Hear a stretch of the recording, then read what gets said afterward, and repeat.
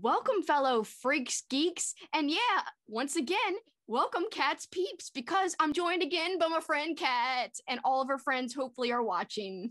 Hey, how you doing, Kelsi? Good. I'm excited to talk about books with you. It's been a while since we just had a chat about books. Usually I we're know. talking movies. I know. So this is going to be pretty exciting. It is. I'm really pumped to talk about these certain books we had in common. And guys, the topic of today's video, we created a really fun readathon for October. And I got to say, it was Kat's idea. I had come up with a marathon idea for November, and I was asking her opinion on some of the prompts. And she was like, we should do one for October. And I was like, yeah, sure, that'll be fun. So she even said, we had a couple of options for the type of readathon, but what we went with was, one of the options was going to be, are we going to spell out the word Halloween and have prompts for each letter? We decided to go a different direction and base our prompts on horror movies, which I'm really glad we did that. Yes, me too. Because I mean, the whole pairing of a book or a short story, with a prompt based on a horror movie is just exciting because we talk a lot about horror movies. So why not? And it It's was kind of our fun. main thing. And it was fun coming up with the prompts, for films. What I liked about it is we came up with prompts for films that didn't have a book associated with it. So that was fun, That so was that we, fun too, because we couldn't just say for if we wanted a possession exorcist prompt, which we did have, and we're going to talk about that in a second. We didn't want to just say, the Exorcist movie, which is the most famous, possession yes. movie out there. But because it's based on a book, we're like, we want to stray away from that. So all of the prompts are based on movies, which didn't really come from a book or story, except for one exception. Our Color Out of Space prompt is an H.P. Lovecraft story, but our prompt is based more about the color scheme of the movie, not really the actual plot points of the movie or the story. So in that case, we made an exception, and I think that was Yes, we okay. did. Yeah, I think that was fine. Yeah. All right. So let's get into some overall thoughts. Kat, what'd you think about the readathon? Were you happy with it? What'd you think about the whole thing?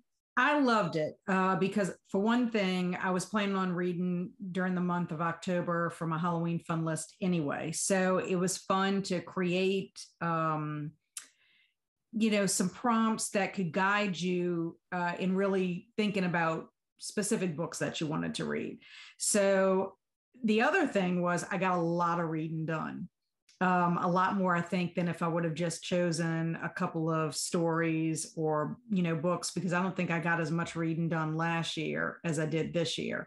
And if you think about how much I got overall, I mean, I also read another book that kind of kicked off the fall. We started our fall season off with Autumncrow by Chaney. And then I always read a nonfiction book as part of a challenge that I've been doing this year. Yes. Awesome book. But I also am doing another reading challenge that Gretchen Rubin had created called Read 21 and 21. So I always read a nonfiction book. So I had that book to read plus Autumncrow and then everything for the Halloween marathon. So I just felt like this was my best month. October was my best month. And it was your busiest month with other stuff. And we'll get into that. But yeah, so I had to be very strategic. But I think one reason why I think I was successful with it is because we had the prompts. We had a list, we created our prompts, we picked everything. And so it was kind of like you could check off what you wanted to read next. And then I liked that we did a culmination of books and short stories. Me too. So, because I think if we would have just done all books, I don't think I would have gotten quite as much read. Me too. There's no way I would have been able to do 13. If you counted our bonus prompts, there was 13 total prompts. If you just wanted to use the bonus prompt to replace another one, then you could have done 12. But we were trying to do all 13 with the bonus. We were like, we want to do it all. And so if you read 13 books, I mean, I can't, there's no way. Right now I'm trying to read 9 and I'm on a good pace for my November readathon, but even that's difficult. And that's way less than 13. So I'm so glad we stuck those short stories in, or else, like you said, I wouldn't have been able to accomplish the whole thing. And I'm with you with that. I'm so proud of the amount of reading because last year on our Halloween chat, which by the way was our very first chat, and we're going to have an anniversary live chat to celebrate our anniversary and our first video. I'm really excited. We're going to talk about all the things that we kind of accomplished in the year that we've been making content together. We'll talk about all the movies we watched for our marathons and for our content, and which are our favorite and least favorite. We're going to do it like a top 5 and bottom 5, I guess. That'll be so fun. The bottom feeders of horror movies. I can't wait to see which ones made Kat's bottom 5 and which one is the very bottom of the barrel. Which one is going to get that last place? I still don't know because there's a whole bunch she doesn't like. We'll see. But a lot she likes too. Oh, yes. Yes. More that I like than dislike. Yes. So, I mean, I'm really proud of what I accomplished because in that chat from last year, our Halloween wrap up, essentially I said I failed at reading last year. I was like, I didn't get to read as much as I wanted at all. So this way, us doing this readathon, like you said, was a good way for me to have a plan and to know what I needed to accomplish. And I kind of felt like it held me accountable. Like the whole plan. Yes, I do too, because we also, remember, we revealed our to be read list, to the world. So you almost kind of felt like, okay, people now know this is what we're going to be reading. So it held us accountable in that way. Yes. And you and I were holding each other accountable, with it. But going back to last year, you need to kind of cut yourself some slack on the reading part of it, because you had just recently, within the last, 6 months or so, gotten into reading again. Yes. And you watched 65 movies for Halloween. Plus you had television and you had YouTube videos. I mean, there was a lot you were doing in addition to just reading. So this, I think, with the fact that you are reading more, and you're strategically planning your reading between listening to audiobooks as well as reading the physical books, I think that's also helping you, with reaching your reading goals. I mean, I think audiobooks, which I just discovered in the last few months due to our book club that we have together. Kat and I have this awesome book club. We love them. If you guys are watching, we love you guys. But we had picked a book to read and I was like, I don't know if I'll have time to read it. It was Mexican Gothic. And so that was my first audiobook. I decided to try that and maybe it would help me get through it faster. And it did. So I've found audiobooks, and I think that's the biggest reading hack I've found, because it honestly helps so much when you're strapped for time and trying to fit in movies and traveling and life stuff. And then sometimes you just can't read. Like there's no way, even the books, even though it wasn't 13 books, it was short stories and books, I still needed a little bit of help. And those audiobooks, that was like really helpful. Well, it does help because you can pair it with another activity, whether you're walking, driving, exercising, whatever the case may be. Even like if you're doing housework. I mean, that's how I get my podcast in a lot of times, is by pairing it with another activity so that I can listen at the same time. Because I mean, everybody's strapped for time. But even one of our members for the book club, Melissa, she has been listening to audiobooks because she has a small child and she teaches. And so a lot of times for her, that's how she can get more reading in, is by doing the audiobook. So I do think it is a great tool for you to utilize. I mean, if you're a reader, I don't think it takes anything away from the reading experience. I mean, obviously everyone, well, most people, I can't say everyone, but most people do prefer having a physical copy of a book. I mean, readers just love that. But at the same time, if you want to get more reading into your life, audiobooks is a great way to do that, I think. And I will say, so I do have physical copies, I think, of every book that I listen to on audio. So I double bought books in some cases. One was on YouTube for free. And you can borrow books from the library as well. But I was kind of strapped for time and trying to find the audiobook. So I think I bought one. So I have 2 copies. But we'll talk about Cabal in a second, but Cabal was one of the ones where I listened to audio, but the book, I found at a used bookstore for like $2, $3. So buying it again wasn't that bad when you get the original physical copy for so cheap anyway. Exactly. Well, and then also too, if you think about it, later on in life, you may revisit those books. And at that time, when you revisit, you may have the time, to sit there with your physical copy instead of having to use audio, to read the book, or to listen to the book rather. But I mean, I don't think there's anything wrong with having a physical copy as well. I've heard of some people who like to actually listen to the audio while they're reading along with the physical copy. I did that for a lot of it. Yeah, so I don't think that's a problem at all. And then I do have to say the audio books worked for our members with Mexican Gothic because there were a lot of language terms and how they were being pronounced, because I was calling the main character Naomi. Yeah. And it was pronounced differently in the version, when they did the audiobook said Noemi. Yes. And that's a very different pronunciation. Had I read it, there's no way I would have pronounced it that way in my head. No way. I would have said, like what you said, a normal name, right. How I would normally pronounce like an English name. Mm-hmm. Yeah. So, I do think there are benefits to it. And anyone who wants to get more reading done in their lifetime, should definitely check out, audio in addition to print copies as well. And that kind of brings us. So overall, just to wrap up my overall thoughts, I do think this was a success. It was a lot of fun. Mm-hmm. It was a great way for me to surpass my reading from last year at the same time. Yes. Although I will say, so you said, cut myself slack. I had 65 movies last year. Yeah, this year, I will say I cut it down to 31 movies so I could read more, but I still think that was a good balance. And by the way, I even struggled to get to the 31 movies, but I was able to add one more. So technically I got to 32 movies. Woohoo! So 31 and a bonus. Yes. So I did accomplish that too, thankfully, but yeah, I did cut down so I could read more. So there's that.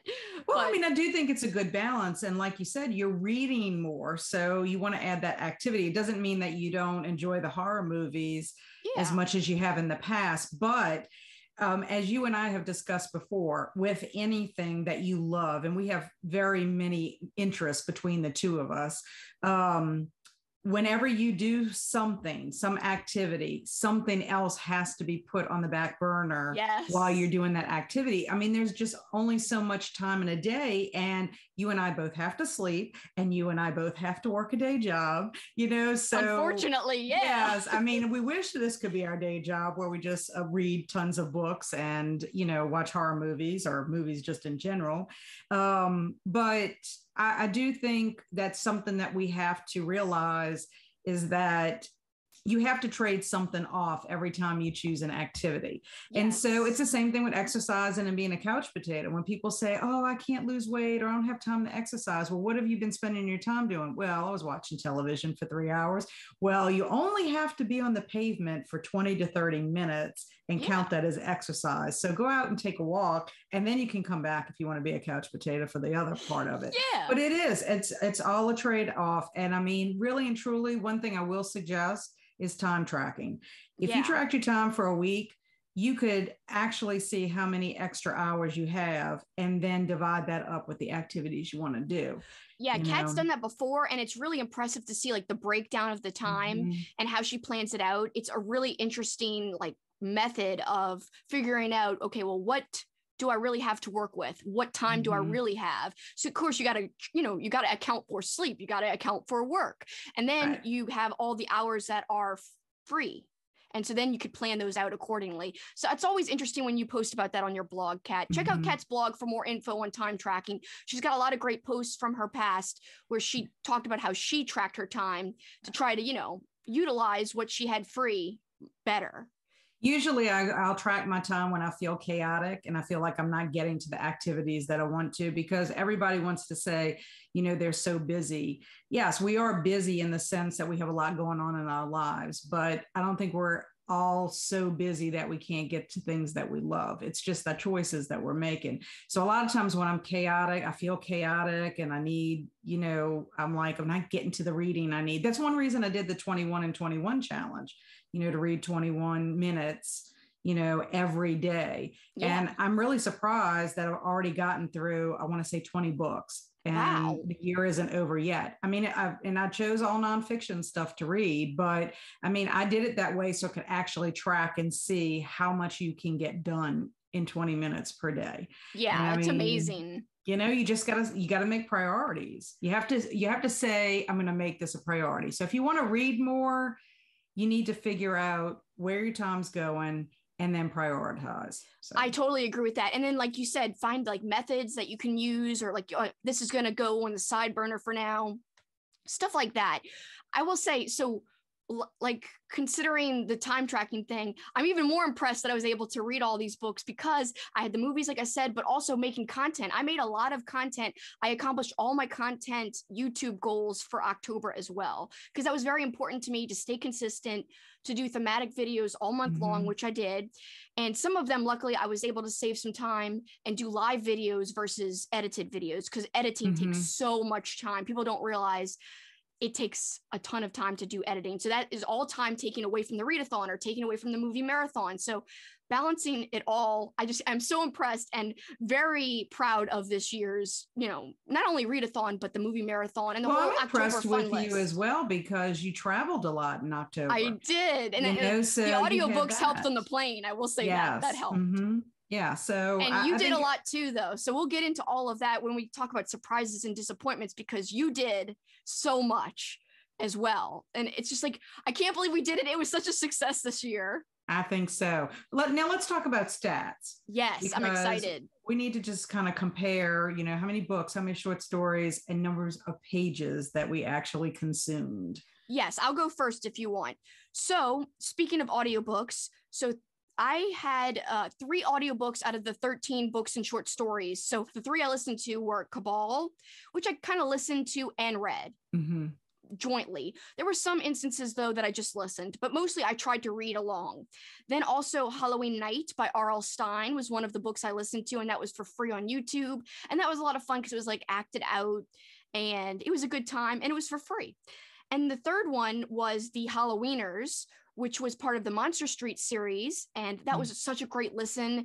And it was a great book and story overall. It was wonderful. I basically just listened to that. I didn't read the physical copy because I didn't have it with me. It was when I was on an airplane. So 3 audiobooks. I read physically 8 books total. And then, I had 8 books total. And then I had 9 short stories that I read for the readathon. And also the pages, this is a lot of fun. So I counted out how many pages I read.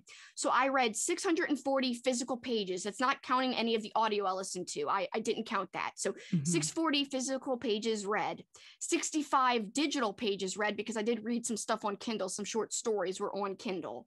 And then, like I said, the 3 audiobooks. I had 1 book that I read was published in the 70s. 2 were published in the 80s.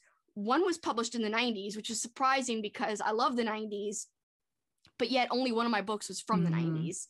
2 books were published in the 2010s, and 1 book was published in, very recently in 2021. So that's, I think, a good range of books. Yeah, I think so too. I did all print. All print. And that's impressive. That's impressive. I always have a book with me, no matter where I go, whether I'm at the doctor's office for an appointment, if I'm at school and eating lunch, wherever, I always have books. So I read 6 print books and only 3 short stories. My pages equaled 1,184. Now, I did not break down, the decades of when my books took place. I didn't do that, but I'm pretty impressed with that, how many pages I read. That is amazing. That is really, that's incredible. Yeah, so I'm pretty proud with my stats, I have to say. Yeah, I mean, I think you read longer books than me. I was kind of reading some middle grade books, but I'm really happy with my choices overall, though. So I'm not too disappointed about the physical pages. And again, the physical pages would be higher, but like I didn't even count Cabal because I half listened, half read. Right, exactly. And I didn't want to combine it because I felt like I more listened to it. So I was like, I'm not going to count it as a physical page read. Although technically you are spending the time, so I'm still kind of reading, listening, whatever. Right. I just was like, to be fair, I'm just going to count the physical audio stuff. Pages versus physical pages. See, I couldn't figure out the audio pages because they don't really give you they're just like, okay, the hours. I should have put the hours I listened. Yeah, if you had the hours listened, that could have balanced out your pages. But the thing is, I did listen on on higher speeds so I can get it done quicker. So that would also not be like the true account. If you look at the audio on normal speed, it took me quicker because I was like, okay, 1.5. So you would have had to have a starting time and a stopping time to get your true account. Yeah. Right. Well. Or just start a book on like 1.5 and see because it tells you if you change the speed, how long it'll take you.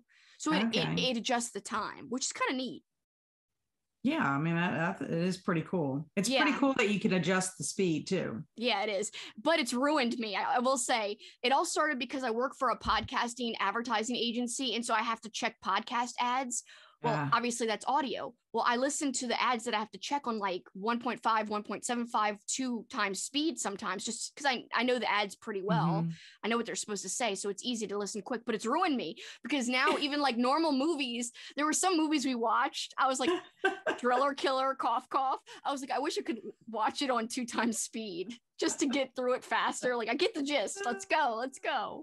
It might have made it more interesting. It might have, because it would have been a lot quicker and more fast paced, literally. But yes, I think it was all very successful stats. I'm really impressed by your physical pages. But let's talk now about disappointments and surprises. But we'll start with disappointments. What's your disappointments? Any for the readathon? If I have to have a disappointment, let's just preface it that way. If I had to have a disappointment, it would be that I didn't get to read everything that I had mapped out on my to be read list, that I had also chosen for the readathon. Because at first we talked about double dipping, using the same book for a couple of the prompts. And I decided, you know what, I'm going to try very hard to have 13 different selections, whether it be books or short stories, however it was going to work out. But I ended up having to double dip, so at first I was like feeling kind of bad about it. Like, oh, I'm double dipping, I'm going back on it. But I have a very, very, very good reason, legitimate reason why I had to do that. Back in August, I auditioned for a play at a local theater in my community, and got a call back, but then did not get the part, which was totally fine. Kelsi and I have talked about this before. I did it because I wanted the experience, because there were some plays coming up later in the year that I felt like I'd have more time to devote to it. And I knew that Kelsi and I had plenty of things planned for Halloween. Well, it ended up, we got hit by Hurricane Ida, which caused a lot of terrible things in our community. Well, it actually was a blessing in disguise for me, because someone dropped out of that play and I was called because I went on the audition and got the call back. They knew what I could do and I got offered a part. which I'm currently still, the show is still going on. We have tonight and then 2 more shows next weekend, and then the run will be finished. But I ended up having to readjust my list because I was like, there's physically no way that I could, once we started doing rehearsals, there was no way that I could read. I mean, I have to work. I would have had to read at work. I mean, it was so impressive though. When you said the number of pages, you still read that many pages with rehearsals, all going hardcore near the end of the month. The rehearsal was really ramping up. And you still managed to do all that. Like, you should be so proud. That's such a I had to really be efficient. I mean, there were a lot of things I had to put on the back burner, like my house is in a disarray, kind of thing, or like washing clothes and then putting them in the dryer the next morning and folding them whenever I could get to them, that kind of stuff. So there's a lot of things that like you just have to trade off. But I didn't get to read Thinner by Richard Bachman, which is Stephen King's other name that he writes under. I didn't get to read My Night of the Living Dummy, which was R.L. Stine, which I was looking forward to reading an R.L. Stine book. I didn't get to read Spirit Hunters by Ellen O. And then I wasn't able to read any of the short stories from Night Shift, Jerusalem's Lot, The Mangler, and Sometimes They Come Back. So basically what I did was I kind of revised my list, and our book club voted on the Halloween tree, which actually turned out to be another blessing in disguise, because the Halloween tree actually replaced 2 of the prompts, the Halloween prompt and the Pumpkinhead prompt. I had originally had 2 short stories there. So I, tabled one of the short stories, reshelved it. And then the other one, I moved down to another prompt. Which was Man of Influence. The Man of Influence came from my Newberry Halloween collection. So I moved that to the Ghostbusters prompt, which replaced Spirit Hunters. And then I also decided to read The Legend of Sleepy Hollow. So I figured it was a short story. And actually, that's the one that replaced Spirit Hunters for the Ghostbusters prompt, because it had that Halloween spooky feel to it. I just figured that would be a little enjoyable. It was shorter. Let me go ahead and do it. And then my best friend's Exorcism replaced the last Exorcism prompt, which was the Mangler. I had chosen the Mangler, so I shelved that one. And then Fear Zone 2, I had replaced the Terrifier prompt, which was Night of the Living Dummy, was the original book choice. So I double dipped on Fear Zone 2, my best friend's Exorcism, and then Legend of Sleepy Hollow and Halloween Tree with 2 additions that, where I was able to double dip on. Right. So basically, I decided to take all of my short stories from the Night Shift collection from Stephen King, and I've decided I'm going to reshelve it and get to it at another point. Well, this brings us to a really fun announcement because Kat and I were chatting the other day, trying to plan out our content for November because we have a lot of chats to do this month because we're wrapping up our October marathon stuff. And we had more than just the readathon we're talking about today. We had the movie marathon we both did.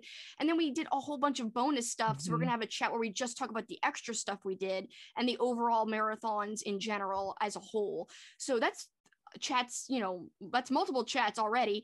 Then we were going to plan and discuss our anniversary chat, which, like I said earlier, is going to be live, and I can't wait for you guys to see it. We're so excited to film it and stream live. But while we're having this planning chat, Kat was like, we should start thinking about next year, and why don't we do a year with Stephen King, both in film and writing. So Kat, this is a genius idea. And as soon as she pitched it, I was like, yes. So Kat will be able to pick up Night Shift off the shelf again and actually get to it because we were hoping to read some stories from Night Shift and then watch the movie adaptation version. So the whole point of this is, Kat, tell them the idea.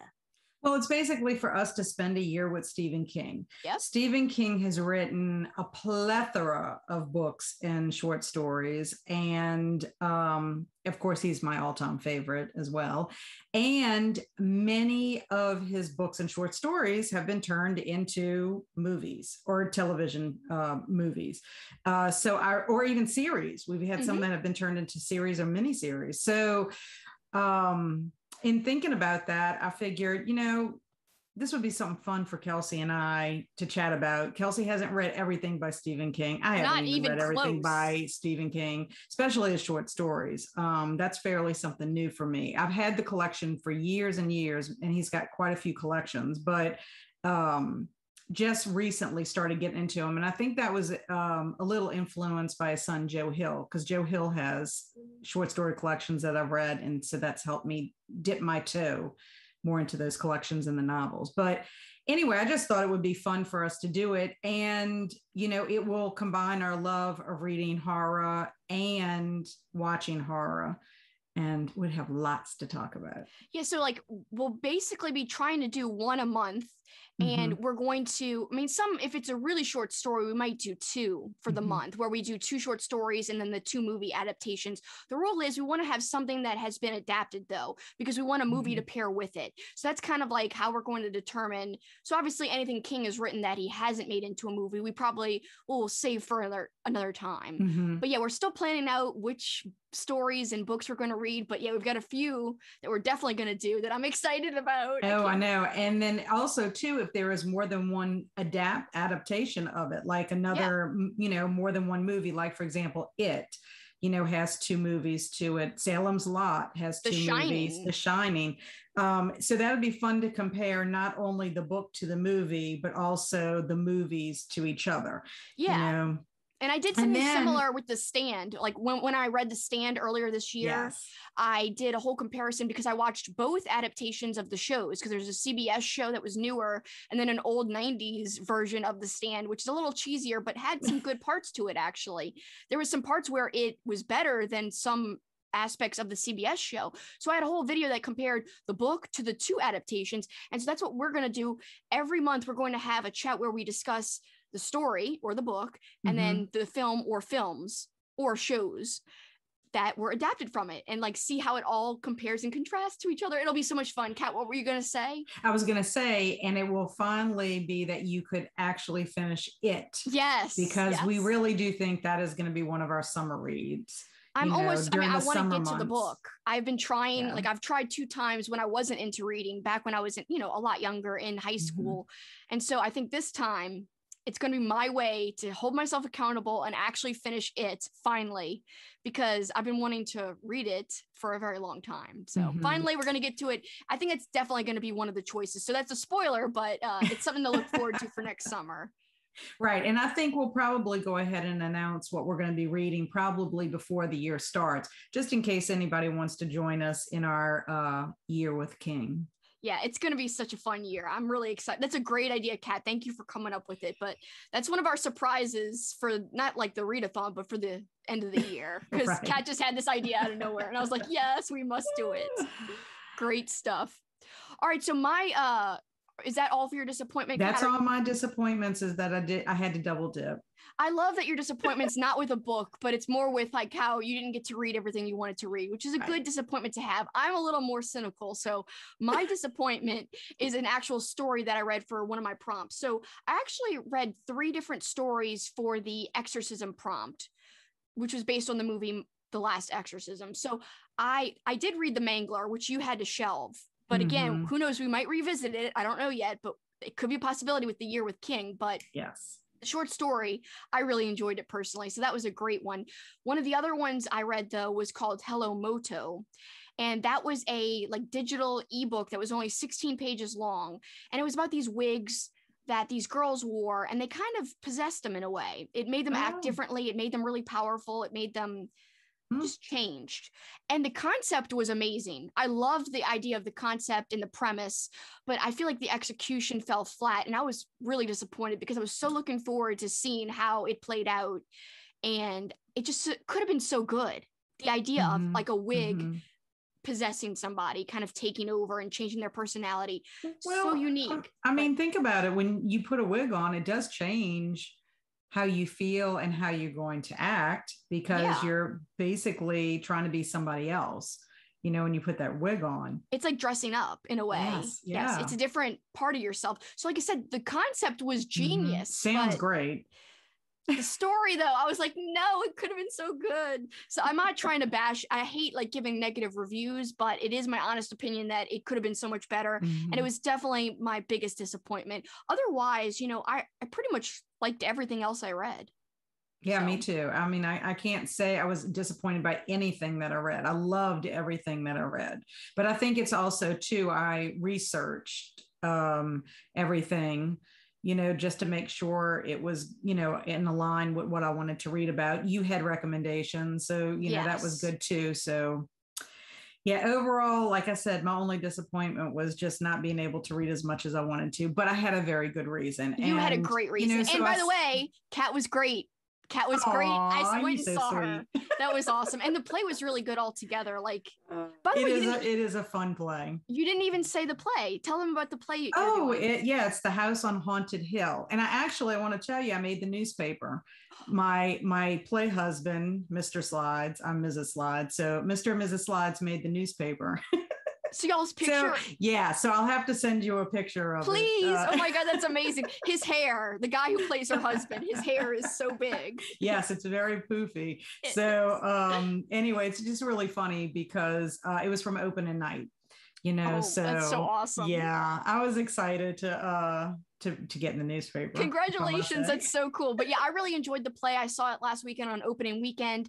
And I will say the cool thing is, so not only were you reading all this spooky stuff and we were watching our horror movies, but you were in like a spooky play. Yeah. So it was extra thematic. That was kind of, this has been like a dream come true, actually, if you think about it, because it was on my Halloween fun list to attend the play. Because even though I wasn't going to be in it, to attend it was going to be wonderful. Well, then to actually be in it, I mean, it really is like a dream come true. So I know. It's so awesome. I'm so happy and proud of you. It's awesome. Thank you. All right. So we talked about disappointments, but really there's not too many. Let's talk about surprises. I'll go first and then we'll go to you for your surprise. Okay. So my big surprise was really I wasn't blown away by the book, but the surprise is the book Cabal changed completely how I felt about the movie Nightbreed, which is based on the book. Mm-hmm. I just can't believe after reading it, then I watched the movie and my perception of the movie was completely different because of the book. And that was a surprise to me. I had no idea I would go in and have a complete change in how I felt about Nightbreed. It's not that I hate it. It's just that I looked at it differently. It's not that I wouldn't recommend it. It's just that, wow, after reading the book, it's so different now. Just taking a look at it, it's like a completely different experience.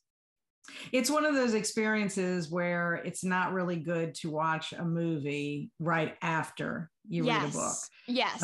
You almost need to sit with it for a while and let some time pass, because what happens is it's too strong of a comparison if it's very different in how it was adapted. Yes. The ironic part about that is that Clive Barker wrote and directed Nightbreed. I know. I feel like, and we'll get into this because we're going to mention this in our movie marathon chat, our wrap-up chat about all the movies we had in common, which Nightbreed was one of the movies we both watched because we both read Cabal for this readathon. But we'll talk about it. But I feel like, Nightbreed, just to give you a little spoiler or sneak peek of what we're going to say, is that it had more comedy than the book did. And I don't think that was a good choice. After reading the book, I was like, I don't like the comedy parts in Nightbreed anymore. Like the zany parts just don't fit anymore to me. Right. Whereas before, having not read the book, I was like, oh, I like the zany parts. It's a different weird movie. It's so cool. Now my thinking has completely changed, but we'll get more into Cabal in the actual book in a second, because it's one of the things we had in common. But before we get there, Kat, what was your big surprise? My biggest surprise was My Best Friend's Exorcism by Grady Hendricks. I cannot talk enough about this book. I loved it. Yes. It was the very first book that I read by Grady Hendricks. You have been telling me, Kelsi, about this book ever since you read it, and it comes up in discussions all the time. You really need to read this book. You really need to read the book. So I was like, this is perfect. It's wonderful. And I chose it as my Color Out of Space, prompt originally, and then it became my last Exorcism prompt as well. But I loved it. It is a horror story, but it's also a story about best friends, friendship, teen angst. It has been a book that has stuck with me since I read it. And I mean, I don't know. I mean, there's not many days that go by where I don't kind of think about it in some way, or something happens and it kind of reminds me of the story because it was so good. It takes place in the 80s, which was very nostalgic for me. That was my pretty much junior high teen, years was the 80s. So I kind of could relate to a lot of the references. So many references for the 80s. The titles of every chapter is a song from the 80s. And so it's like the novel has its own underlying soundtrack, because the titles also reference things that are happening in the story during that chapter. To me, it was a very unique possession story. Not your average possession story where you have the priest come in and try to expel the demon and, that kind of thing. I gave it 5 stars, didn't have to even think about giving it 5 stars because it was just something that was different. And I'm so excited about discovering Grady Hendricks, thanks to you, Kelsi, because I can't wait to read his other books. He has so many other books. And then when you look at the type of books he writes, they really are unique in the sense of not only how he writes them, but also the covers of his books. In fact, there was one review, or I don't know if it was just insight, where there's one cover where there's a picture of a yearbook page, and one of the girls, which it has to be Gretchen, her back is turned. Right. You don't see her face. And I think they was talking about how it's kind of told almost like through the pages of a yearbook. So I'm kind of interested to see that copy of that book, because the one I have is the one that you just showed. Yes. Which is the very colorful. I honestly like this one better, but the other ones, I've seen the other one. That one's cool too. But to go to piggyback off of what you said about his covers are incredible. Like this cover is awesome. It looks like a VHS. Yes. And that's what makes it so cool. It's totally like neon. It just screams 80s. And like you said, there's so many wonderful 80s references in it. And we're talking a little bit about it right now because although I didn't read it for my readathon, Kat did for hers, but I read this about a year and a few months ago.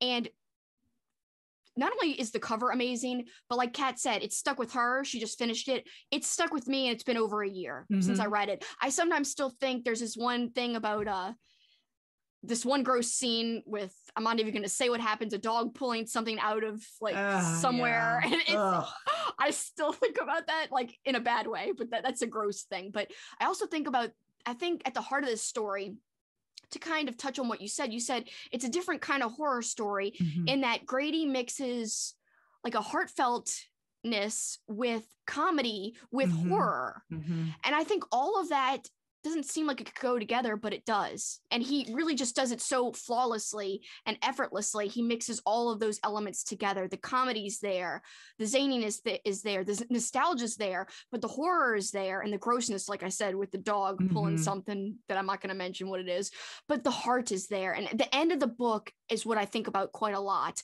I think about the last few pages where it really concentrates on Gretchen and Abby's friendship, and I cried when I read that. Oh yeah, it's one of the books. I mean, I don't generally cry in a horror story. Yeah, you know what I'm saying.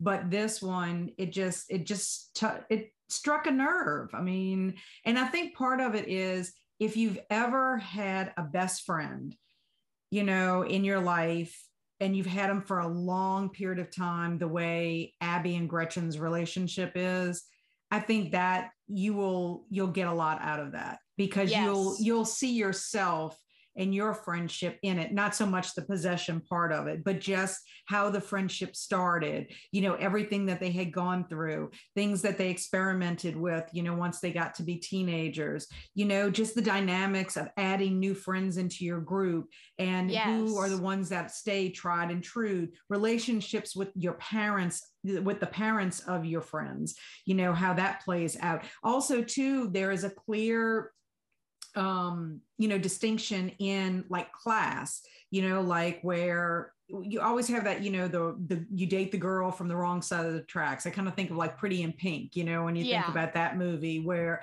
but it's sort of like that, you know, that friendships, true friendships and true love for a friend, you know, kind of like defies all those boundaries that society kind of instills. You know, society says you know, a person who's wealthy can't really have a friendship with someone who's, you know, middle class or maybe lower class or whatever.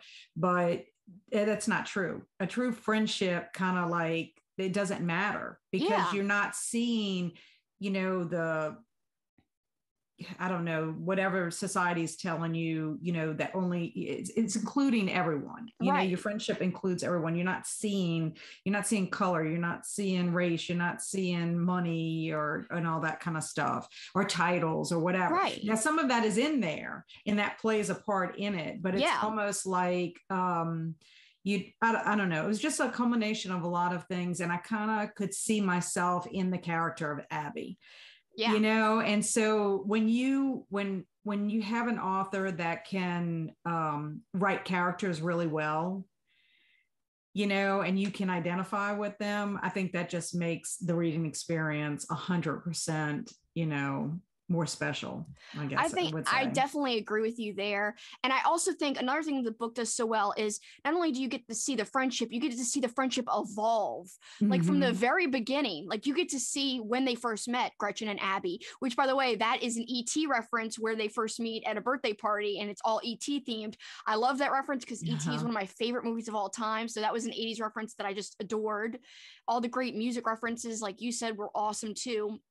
But then it follows Gretchen and Abby, as you said, as they get older, experiment with different things, get new friends added to the group. And then later on, I'm not going to spoil anything, but we also get to see them at different points in their life as things change for them. And also that means things change for their relationship, their friendship.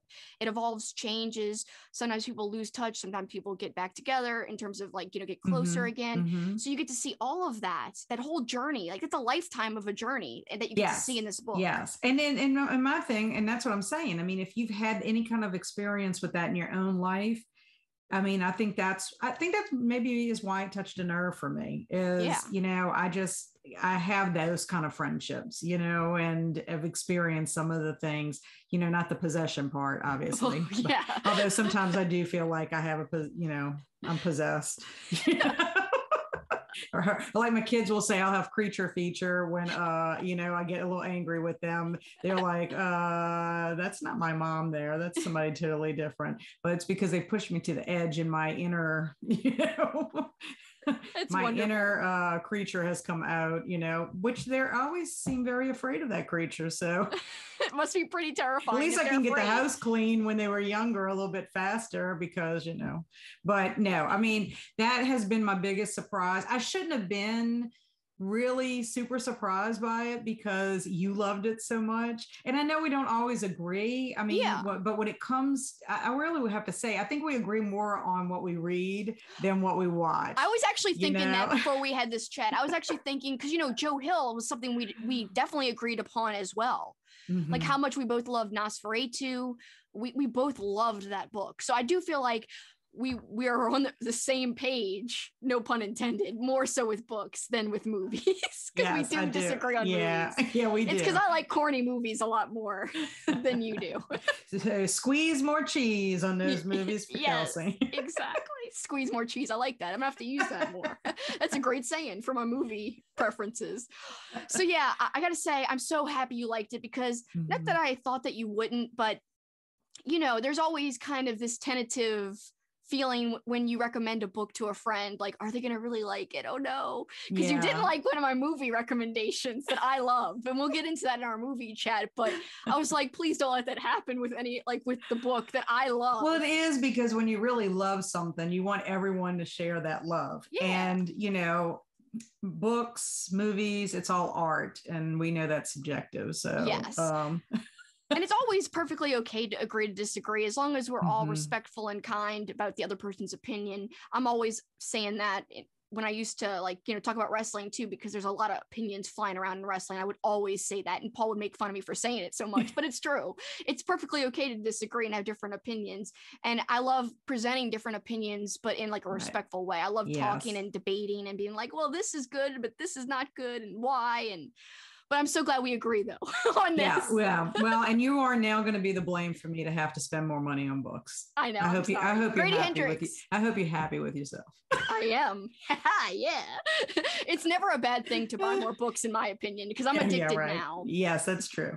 So I am in the throes of my book addiction. I've been buying so much, it's not even funny. But I will say, so I still have Grady Hendricks books left to read. So you were mentioning the other day when we were planning this chat, you were saying, oh, I want to read Horror Store. That's actually one I haven't read. So I'd love to read that. That'll be one we need to read and maybe chat about. Yeah, and We Sold Our Souls is another one, which has a heavy metal vibe, which might be fun. I would love that because I love heavy metal music. Yeah, so that's one that I haven't read either. So that's another one we could kind of double dip together.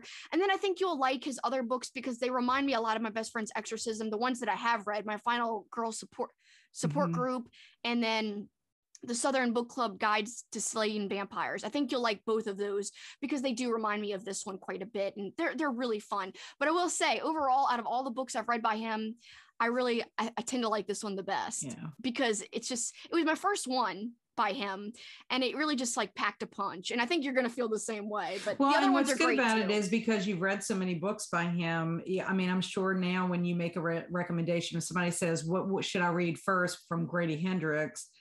that's going to be the suggestion. This one. Yeah. I would always say this one is what people should start with because it's so good. It's so universal. I think anybody could like it, even if you didn't grow up in the 80s. And if you don't feel that nostalgia that a lot of people feel for it, I still think there are things in the book that you'll love. Yeah. Well, and then talking about recommending books by an author that you love, let's talk about Cabal, because even though Cabal was a wonderful book, I mean, I loved it, and I love Clive Barker, always have. And it's been many years since I've read a Barker book. I discovered him back in the 90s in college with the first book I ever read by him was Weave World, which was excellent. And I fell in love with Clive Barker at that point. Cabal is a great book. It's actually a novella. It's short, but it would not be one that I would recommend someone starting with. starting with Clive Barker. I would definitely say Weave World or his Books of Blood collection would definitely be what you would start with, and then venture off into Cabal. Even reading Weave World before Cabal, because of how there are like some similarities, but it's like his writing for horror and fantasy are just so wonderful and rich. You want to have that introduction first, right? So the book Cabal to me is an unconventional love story. I don't know if you feel the same way. I do. It kind of reminds me of Beauty and the Beast. Yes, that's a good comparison, because Boone is a beast at some point. Yeah, literally. I mean, it almost has like fairy tale elements to it in a way. And when I think about it, I mean, I think it's, like I said, an unconventional love story. It kind of reminds me of Beauty and the Beast. You've got Laurie as the beauty, Boone as the beast. Mm-hmm. It contains monsters, but I do think that there's underlying messages throughout the book. I mean, it's all about acceptance. Society doesn't like you to be different, doesn't like you to conform. If you are different, you really can't be in the forefront of society. And I think part of it is because ignorance, what people don't understand or what people are afraid of, they don't want to include, in their life, because they're fearful of it. And if you think about it, this novel has two types of monsters.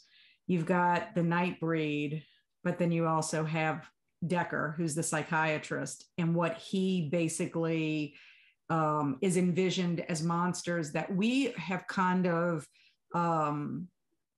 we're kind of familiar with when we watch our horror movies, like I would even say Freddy serial Krueger, killers, Michael Myers. When you think about, true slasher films, that's kind of like what we consider the monsters of our time. Nightbreed's a little bit different. It's almost like that fairy tale, literal monsters in terms of the way they look. Yeah, like mythological almost. Right. And I will say, though, not only is Decker a monster, I feel like other humans in the story are monsters. They're not serial killers, but like the police force, there's some characters who are just such bad people, and they want to rid the world of the Nightbreed. And they don't even understand or really know anything about this group of people or group of monsters, but they're like, we want to rid the world of them anyway. And so to me, like, that's monstrous. That's almost more monstrous than the Nightbreed.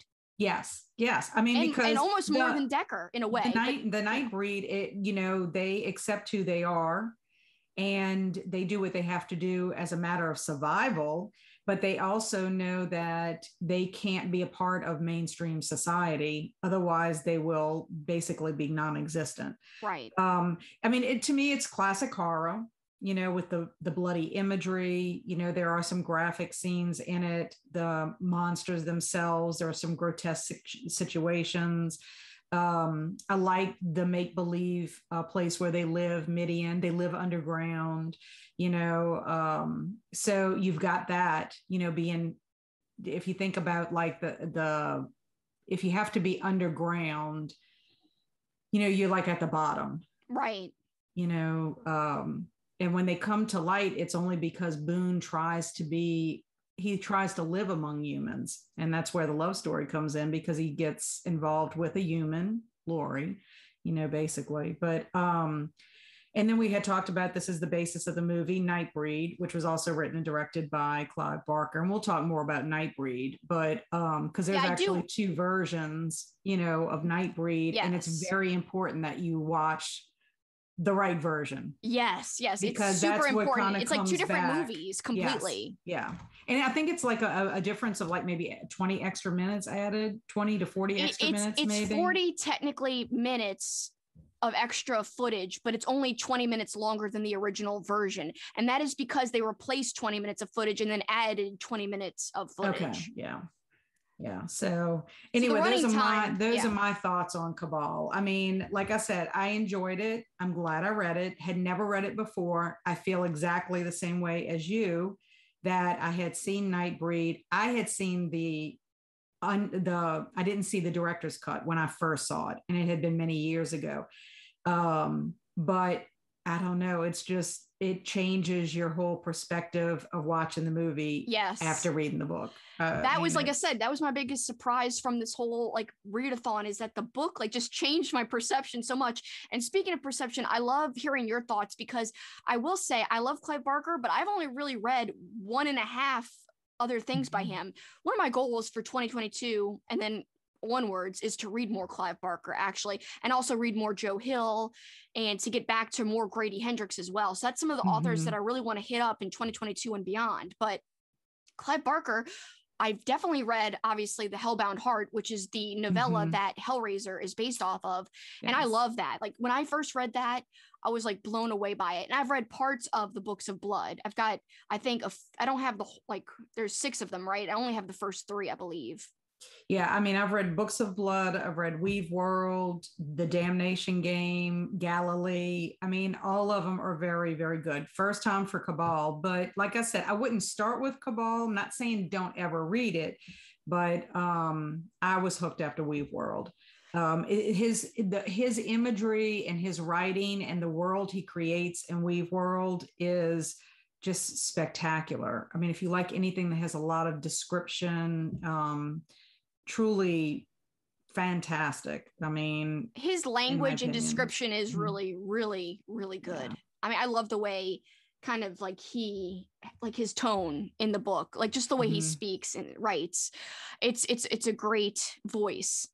Yeah. And if you are a fan of the Hellraiser movies, I would definitely recommend reading, you know, if you're a reader, read his stuff, because I think you'd even appreciate his, you know, film contributions as well after that. Yeah, I love The Hellbound Heart. I thought that was a great novella. And I mean, it's kind of similar to the movie, but there's some extra stuff in there, some extra description. And I just loved it because I had seen the movie first, obviously, when I had finally picked up the novella years ago. But yeah, I've got to get into more Clive Barker, but it's great to see the 2 different perspectives from you who have read a lot by Clive Barker, and I really haven't. So I like the 2 different, you know, views of this book.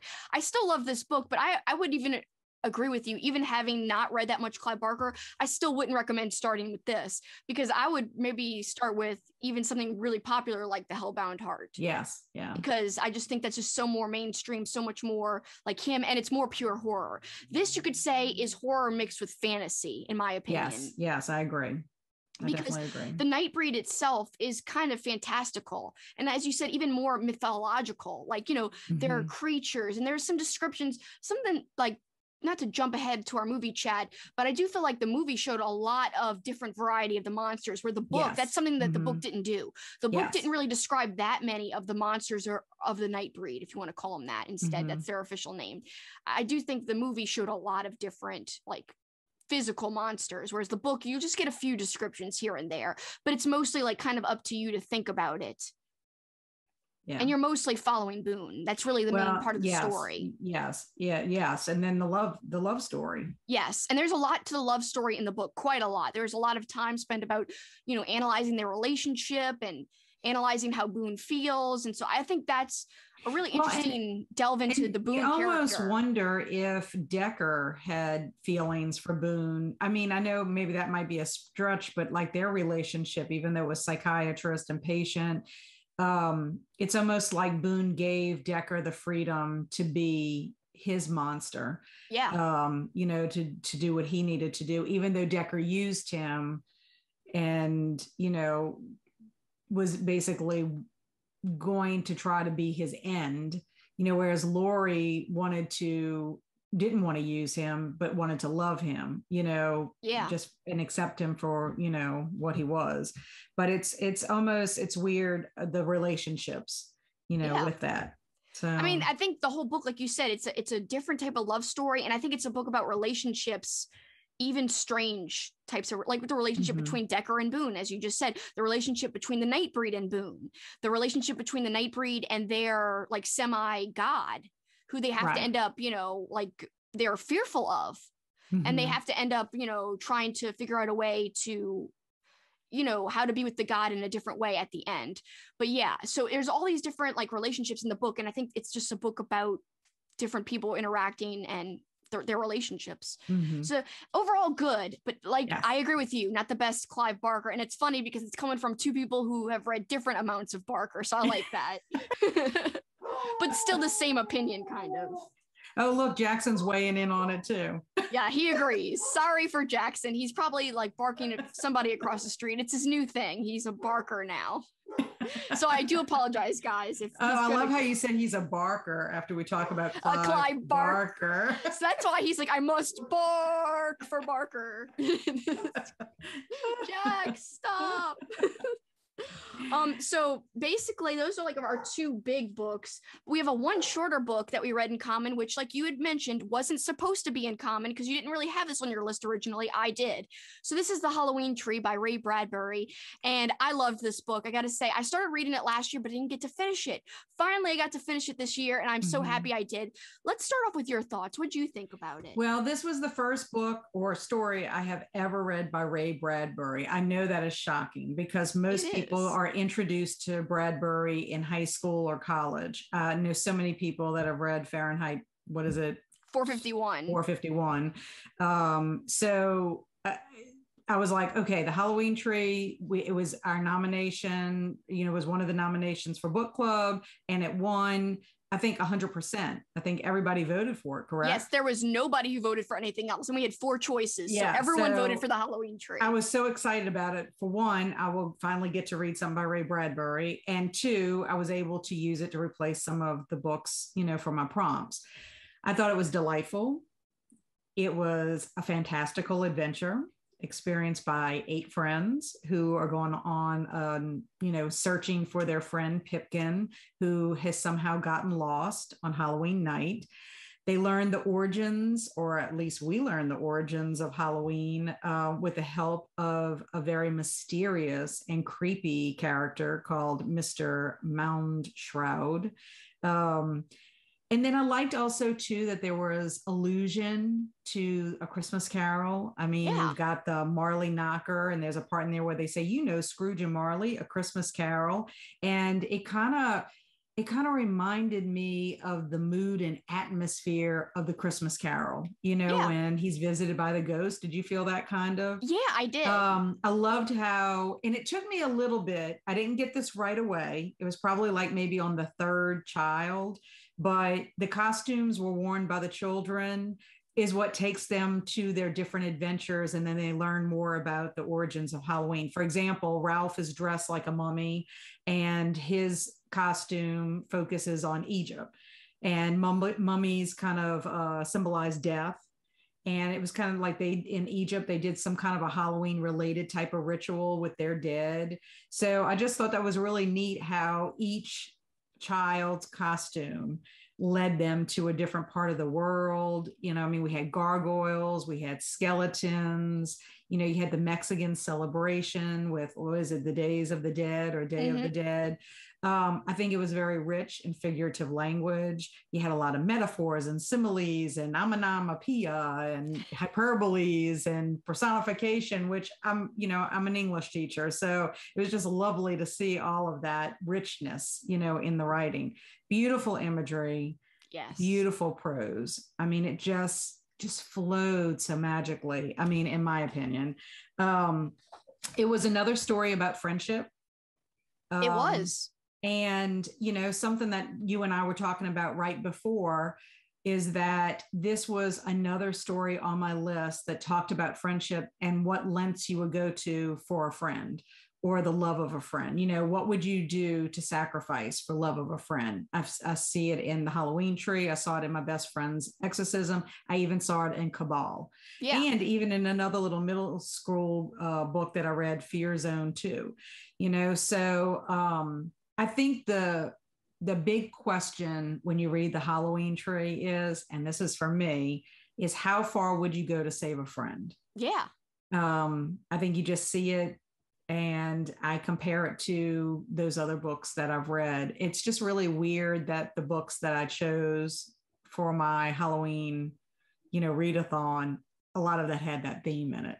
It was like your underlying theme of your whole readathon, kind of. Yes. I mean, really and truly. I mean, I'm sure if I really sat down and thought about The Cycle of the Werewolf, which was the Stephen King book that we read and compared to the movie adaptation of The Silver Bullet, I'm sure I could pull something out with that as well. Well, the uncle was doing things he would never do for the love of his nephew. He was helping him, but he didn't really know if he could believe him. Like, this is kind of crazy. Like, you want me to like lend you a bullet and make you a silver bullet, and but the uncle loved him. And believed him. And what lengths would you go to do it? You know, because he could have gotten in a lot of trouble with his sister, you know, for doing that. So, I mean, if I really examined everything that I read, I bet you that was, and not intentionally done, which is kind of funny in a way, because it's such a heartfelt type of a theme or message for horror. Right. Yeah. And to see that it has been embedded in, you know, these choices, our horror choices or whatever. So what about you? What are your thoughts about it? Oh, I loved the Halloween tree. I will say, so I agree with you about the beautiful prose and language. It was so descriptive and amazing and poetic, because it was like you could read it out loud and it felt like a song. Mm-hmm. You know, it was just, some of it rhymes so beautifully and it was just really eloquent. But I will say, I feel like sometimes the language made it difficult to read at the same time. So I think the language was the biggest strength, but it was also something that I just think these types of books with this type of old school language is harder to read sometimes, at least for me. I really have to concentrate. Yeah, classics. I really have to concentrate. It's just not a breezy read, but I still, and it didn't like, you know, change my enjoyment. I still really loved it. And I know what you're talking about with that, because I read The Legend of Sleepy Hollow, and they're actually footnotes in the book, because there are words that are not used commonly anymore. And so I was glad that I had those footnotes, because there were words I had never heard of. And so it's like, oh, that's what they're referring to. But I had the same challenge with reading that short story, like what you're talking about with the Halloween tree. So it wasn't that I didn't understand the words. It's just sometimes it's not as easy to absorb. It's not as easy to, you can't read it as quickly as you could read like My Best Friend's Exorcism. That's a perfect comparison. Exactly. And I will say, so you said this was your first Bradberry. Somehow this was my third Bradberry. Now, I had read, like you alluded to, way back in high school, because it was required. I read Fahrenheit 451. However, do not ask me anything about it, because I honestly don't remember anything about it. I don't even know if I liked it. I'm sure I disliked it because I hated reading for school. And that is why I didn't read growing up. I didn't read as a teenager. I wish I could have just gotten over the fact that reading is actually fun. I did not even realize it, but I was too busy concentrating on reading's like schoolwork. Right. I wish I would have been like more, you know, open to it back then. But so I read that, don't remember it. I feel like it doesn't really count, but I did read it. I know I did. Mm-hmm. But in September, I read Something Wicked This Way Comes, because I knew I just wanted to get to it. I had heard that it was a perfect fall read. And because I read it at the end of September, it was basically fall time. Mm-hmm. So like we had started our whole marathon with Autumncrow, it wasn't part of our readathon officially, but it was part of our fall and Halloween celebration, because it took place in a fall atmosphere, because it was in a place called Autumncrow. It was a whole town that was obsessed with Halloween and fall time. And so I felt like that was a perfect start off.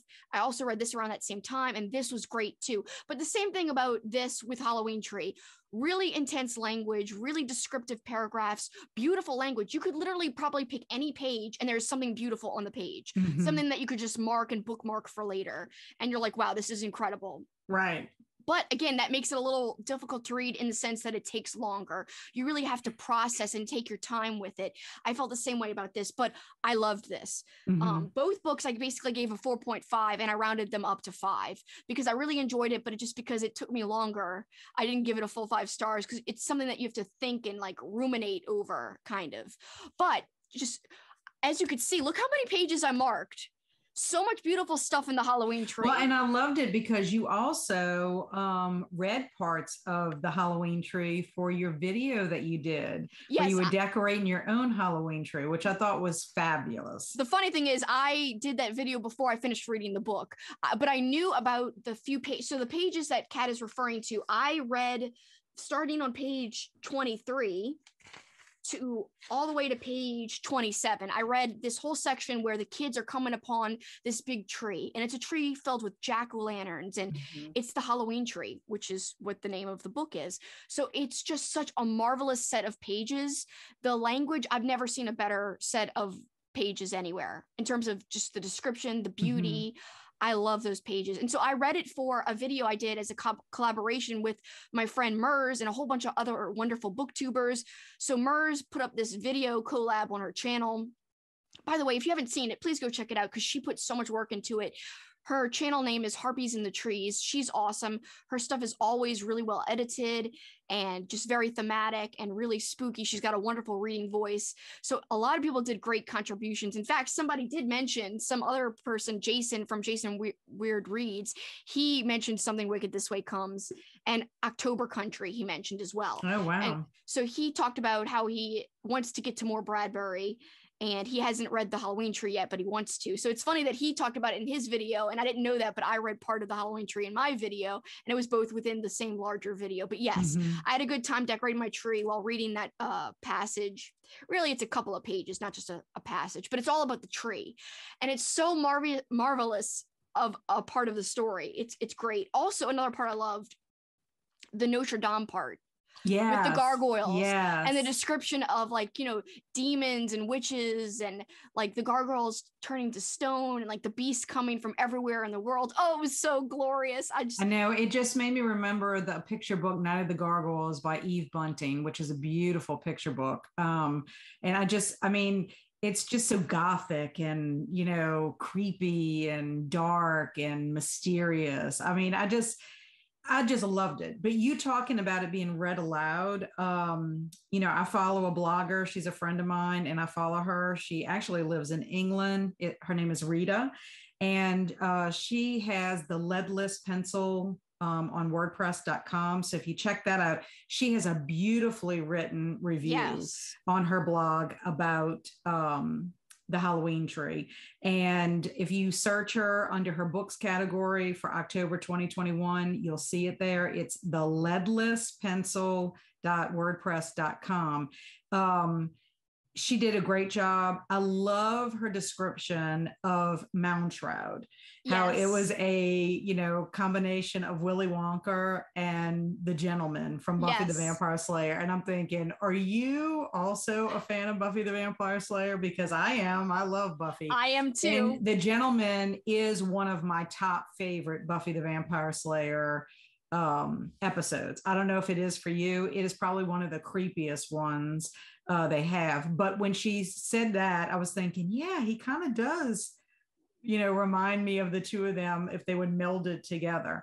But we also asked some of our friends to weigh in on what they thought about it. Yeah, guys, as Kat was saying, some of our friends were really awesome and took the time to record their thoughts. So without further ado, let's throw to their thoughts right now, and you guys can hear what they thought about the Halloween tree.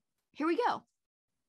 Good morning. First, I'm really bad at these videos, but I just wanted to share my impressions of the Halloween tree.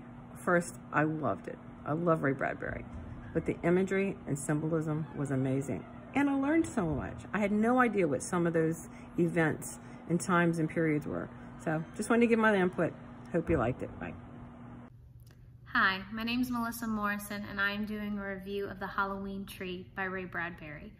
I absolutely love this novel. It had so many aspects to it that was almost like a sing-song quality.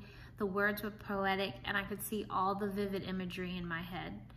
Bradberry allowed for such a cool beginning of friends getting together on a cryptic Halloween night that anyone could feel nostalgia over. And just seeing the Halloween tree in my mind made it all just come to life, as watching a young child's spark and love for Halloween come to life. It had a superb Tim Burton vibe that I found very cool to compare to all his creations. And just the way that the characters illustrated and perfected the history of the, Halloween made me fall in love with this holiday even more than I already am. I highly recommend this to any reader with the love of scary stories, the love of Tim Burton, and the love of the nostalgia of going out on Halloween night as a child and watching that magic come to life. I hope you enjoy. Hi, Kat. Hi, Kelsi. Overall, I did really enjoy the Halloween Tree. The fact that it was a YA book and that it was only about 150 pages, I think works well for Bradberry's language. His adult books tend to lose me because they get really wordy, but this was just the right amount of length for me. My only complaint would be that we hopped around from one to too many places, and I actually could have used maybe 1 or 2 more pages of description for each location we were at. Overall, though, I think it set a great tone for that spooky feeling you want for Halloween. Thanks for inviting me to do this. Okay, guys, I hope you enjoyed their thoughts. It was so nice to see so many people enjoy the Halloween Tree. And I will say, to go back to what Kat was saying about her friend who did the blog post, I will link her blog post below. I have read it. I went and found it because she had commented on Kat's blog post. So I went and looked up her blog, went and found the post, and it was really well written. So you should check it out, especially if you're intrigued by the Halloween Tree. It's a great analysis and review without spoilers. So check it out. I'll link it down below in the description. Kat, talk more about what you thought about the Halloween Tree. Well, I have one last thing that I want to mention. It's that to me, the Halloween Tree is a classic Halloween tale. And it's the type of story that you could revisit every Halloween if you wanted to, or even just passages of it. It's sort of like the Legend of Sleepy Hollow or Autumncrow, yes. Just a wonderful way to spend some of your Halloween season or even your fall season reading the story. I don't think it's something I think it's timeless. I don't think it's something that would ever get old because it's so beautifully written. So. I mean, I could read those pages about the Halloween Tree over and over and over again. The one that I did for the video, that's like my favorite passage of the whole book. That was so wonderful. I remember like thinking last year, because I'd read that part last year, I was like, wow, this is one of the most beautiful things I've ever read. It's just so elegant and so cool and so October. And don't you think it's a little bit different? Because from what I always understood was Ray Bradberry was more of a science fiction writer. So it was really surprising, I think, to me and to Rita and to some of the other people, our friends, members of our book club that read it, is that it wasn't his normal, what he normally writes for, his genre. Well, at least what he's known for, like when you're in school, they do kind of promote him as a science fiction guy. Like, oh, he's a writer of science fiction. He's really like, historic and monumental in that genre of writing. But now that I'm into horror books, he's actually Mr. October because he's done so many October themed stories, like Something Wicked This Way Comes, The Halloween Tree, October Country. There's actually a lot of short stories he's written that take place in October time. So yes, I thought he was known for sci-fi, but actually he's known for loving fall and Halloween. Now that I'm into this circle and this genre specifically, I've learned that that's kind of like his signature, really. Well, that's good. I'm going to read Something Wicked This Way Comes at some point. It's beautiful. It's really, I half listened to it on audio and half read it. It was lovely. And the movie adaptation, we're going to talk about that in our movie marathon because I rewatched it. I'm barely going to mention it, but it's such a good adaptation. One of the best. It's really well done. I loved it. So yeah, it was a great Bradberry filled kind of fall time for me because like I said, I read the Something Wicked, I read the Halloween Tree, I watched Something Wicked This Way Comes, and you watched the Halloween Tree. Yes. And we'll talk about that as well during our movie marathon discussions. But yeah, so it was nice to kind of get I would say a better dose of Bradberry, more of my type of dose, because back in school, I can't even tell you what I thought about it. I don't know. Like I said before, I have no idea. Maybe I should revisit that one day just to see what I really think of it. Like, I don't know. It's terrible to say you read a book and you know nothing about it, but you read it. Yeah. Well, it's been a while, so. Yeah, it has been quite a while, but that's how I felt about school reading. Like, absorb it, lose it. It's terrible. It's horrible. That's why I can't pronounce things or do math or it's all going out the window. I got A's in school though. If you don't use it, you're gonna lose it. It's true. So anyway, I think that was a successful pick, and our book club seemed to like it as well. And so it was all very fun. I'm very glad it won for that, our pick for our club read. So thanks for reading it too, Kat. That was a nice surprise and bonus. Yeah, I was happy. Yeah, me too. Happy I got it. Yeah, and I can't wait to revisit it, like you said. And before we move on to our last book that we're going to talk about, because we've already talked about it, we're barely going to say anything. I do want to shout out one last time. It was not part of our readathon, But Kat quickly mentioned it. Autumncrow. We used this book to kick off our fall celebration. We started reading it on September 22nd, the first day of autumn, because it's called Autumncrow. This was one of my big surprises. I didn't include it because it's not really technically part of our readathon, but if it was going just about our fall reading, this was probably my biggest surprise, how much I loved this. I knew it was going to be good, but I didn't know I'd truly like it as much as I did. And I know I'm going to revisit this time and time again. And what I loved about it, it's short stories. So you don't have to reread the whole book in one sitting, or you don't have to read the whole book, every season, but you could pick which ones you want to read or revisit, so many good ones. And the whole little town of Autumncrow was special. So. It was. And the book was really a perfect way to kick off our celebrations for this time of year. So I agree 100% with that. So I'm so glad we decided to do that, because although it wasn't part of the readathon, it really just set a great tone for everything that followed, including the readathon stuff. So it was a great kickoff in general. So I did want to give a shout out to that. Check out Cameron's channel. You could find this on Amazon. His channel is called Library of Macabre. I'll link his channel below. All right, and that brings us finally to our last thing we have in common, which, guys, if you haven't seen our whole chat on this, we had so much fun. We were in person together doing a live stream as we talked about Silver Bullet, the movie that was adapted from the book Cycle of the Werewolf. Of course, that's by Stephen King, which is a perfect discussion to end on, because we just told you guys about our whole 2022 plans for the year with Stephen King. So we're going to end this chat with Stephen King. So Kat, overall thoughts on the book that we didn't maybe touch on in our chat?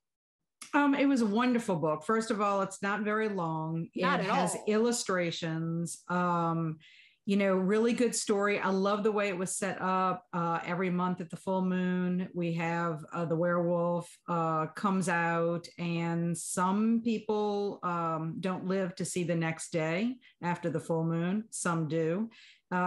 We have a unlikely hero in the story, a young boy who happens to also be disabled. And so the whole dichotomy with that, very big plot twist on who the werewolf is, which I'm not going to say. You'll have to read the book for it. But definitely, in my opinion, a good choice for a Halloween readathon, even though it takes place throughout the whole entire year. It's just wonderful, to pair it as far as like horror. And then also too, the fact that it's about a werewolf, that's one thing we had talked about in our chat, is Stephen King has touched on a lot of the monsters in some, form. Either he's mentioned it in a book or he's written a whole book about it, vampires, even the monster from the Black Lagoon gets referred to into a book, so definitely a good read, short illustrations. Can't go wrong with it. And then I would recommend watching Silver Bullet after. I loved Silver Bullet. It was so much fun. It was one of our most successful pairings of a movie and a short story, I guess novella, really. It was just great to compare and contrast. And it's like the beginning of the year with King before we even knew it was going to happen. So It's like our first installation in a year with King, but it was it's the pairing before the year with King.